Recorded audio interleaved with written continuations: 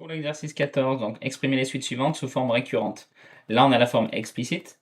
Donc là, on peut voir directement que c'est bien une suite arithmétique.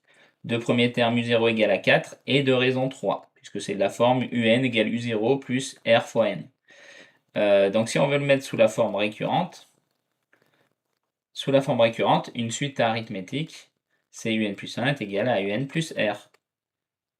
Donc, la raison, on vient de dire que c'était 3, donc c'est égal à un plus 3. Un plus 1 égale un plus 3, ça sera la forme récurrente. On ajoute 3 à chaque fois. Ça, c'est pour le petit 1. Pour le petit 2, on a une suite qui est encore arithmétique. Attention, on a inversé les deux, mais le petit n, donc c'est le r hein, qui est là, puisqu'on fait r fois n. Donc r égale à moins 4 et u0 égale à 1.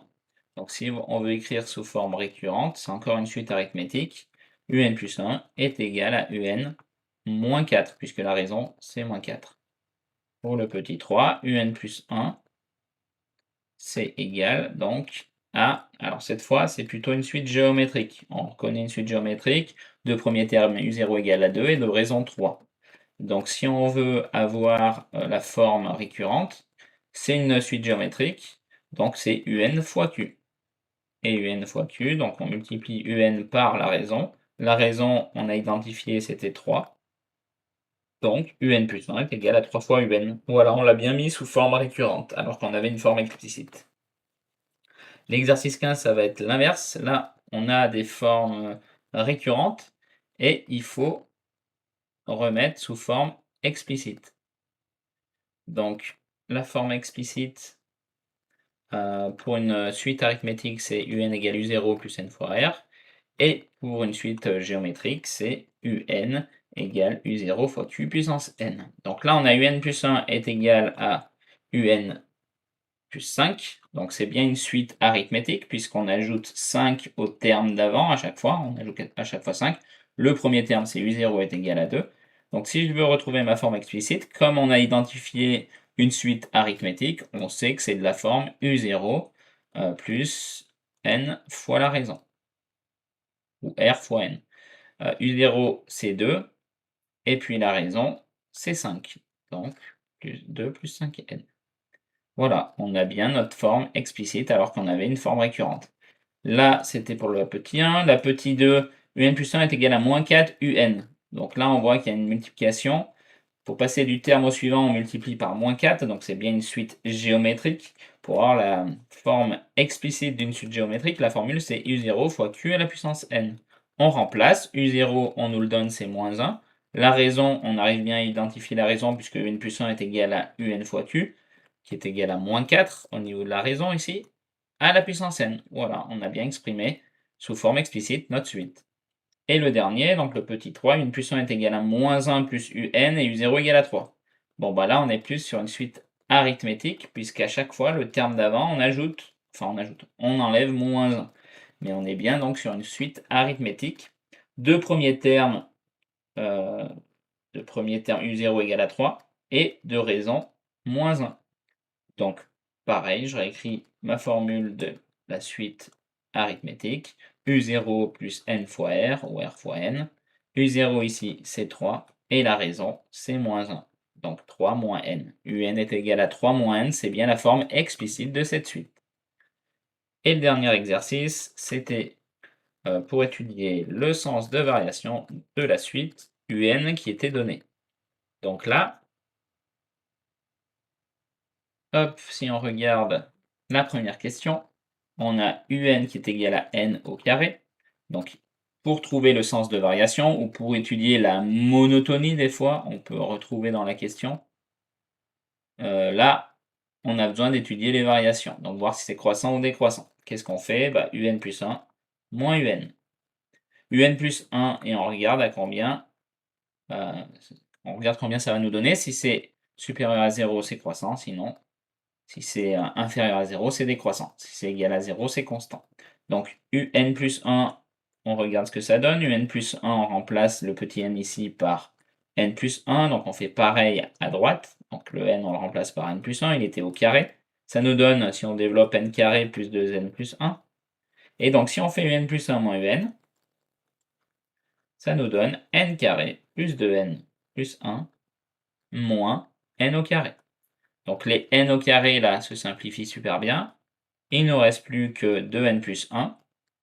Donc si je le réécris, un plus 1 et moins un, ça fait 2un plus 1.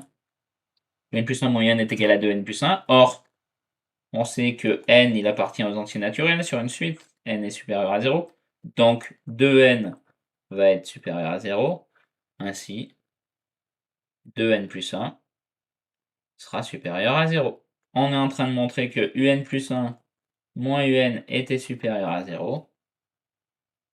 On en conclut que la suite un est croissante. Le petit 2, un est égal à 3n moins 5. Alors, là, plusieurs choses. Soit on peut refaire un plus 1 moins un et essayer, pareil, d'en déduire que c'est positif ou négatif, et donc derrière c'est croissant ou décroissant. Mais là, on voit que c'est une suite arithmétique. De premier terme, il est là, u0 est égal à moins 5, et de raison, r est égal à 3.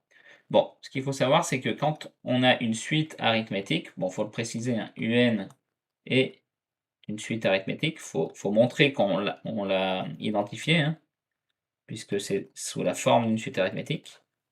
Un est une suite arithmétique de raison r égale à 3 et de premier terme u0 égale à moins 5. Donc, comme r est supérieur à 0, donc la suite un est croissante, c'est obligé, puisque la raison d'une suite arithmétique, quand elle est positive, cela va forcément être croissant.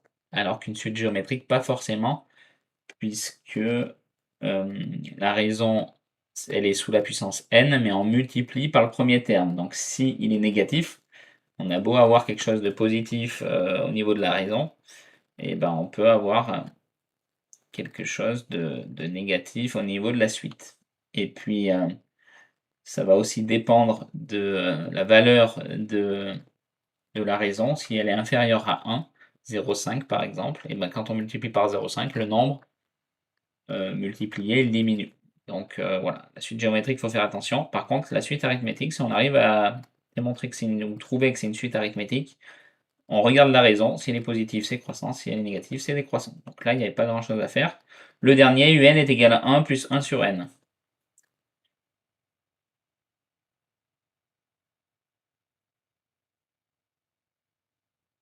1 plus 1 sur n.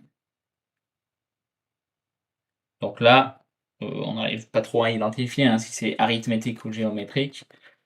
Bon, ça aurait été bien que ce soit arithmétique, comme ça on peut conclure assez rapidement avec la raison, comme tout à l'heure sur la question 2. Là, on va essayer de trouver un plus 1, et puis après on fera un plus 1 moins un. Donc 1 plus 1 sur n plus 1, je remplace le petit n par n plus 1. On peut mettre au même dénominateur, ça nous donne 1 fois n plus 1. Donc plus 1 sur n plus 1. Si on met tout au même dénominateur et qu'ensuite on fait la somme, ça nous donne n plus 2 sur n plus 1. Ensuite, un, on a dit que c'est 1 plus 1 sur n, donc ça aussi, on peut peut-être le simplifier. Ça fait, donc on multiplie par n pour avoir le même dénominateur, ça nous fait n plus 1 sur n. Donc si on fait un plus 1 moins un, ça nous donne donc n plus 2 sur n plus 1 moins n plus 1 sur n. Donc là, pareil, il faut qu'on trouve soit au même dénominateur. Donc si on est au même dénominateur, on va pouvoir avoir une expression un peu plus compacte et ensuite on peut peut-être utiliser le fait que n soit un entier naturel, c'est-à-dire soit supérieur ou égal à 0, pour essayer de voir si n plus 1 moins n ne serait pas positif ou négatif. Donc ici on va mettre au même dénominateur. Donc qu'est-ce que je vais faire? Je vais multiplier du coup ce côté par n pour avoir la même chose que de l'autre côté. Mais ici, pour avoir la même chose que l'autre dénominateur, il faut qu'on multiplie par n plus 1. Donc je fais la même chose ici. au-dessus. Donc on obtient n carré, si je développe, plus de n, moins, je vais mettre entre parenthèses, donc le n plus 1 fait n carré, plus n plus n plus 1, divisé par n facteur de n plus 1. On a mis au même dénominateur.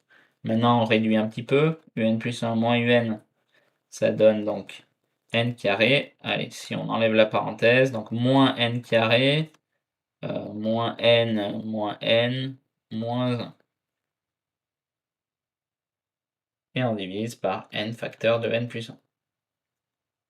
Ça nous donne un plus 1 moins un qui est égal à, alors il y a la simplification, les n carrés, on les a plus. Plus de n, moins de n, on ne les a plus non plus. Il nous reste moins 1 sur n facteur de n plus 1. Bon, là, on peut analyser la situation et voir avec nos petits n que ça donne. En fait, le dénominateur, on a n qui est supérieur à 0. Et donc, le n plus 1, lui aussi, il sera supérieur à 0, vu que n est supérieur à 0. Donc, un nombre positif fois un nombre positif, on va avoir le dénominateur qui sera toujours positif. Par contre, le numérateur, c'est moins 1. Donc, négatif divisé par du positif, ça sera toujours négatif. Donc, moins 1 sur n facteur de n plus 1, il sera toujours inférieur à 0. Et donc ainsi, on peut dire que un plus 1 moins un sera inférieur à 0. Donc, la suite un, cette fois, elle est décroissante.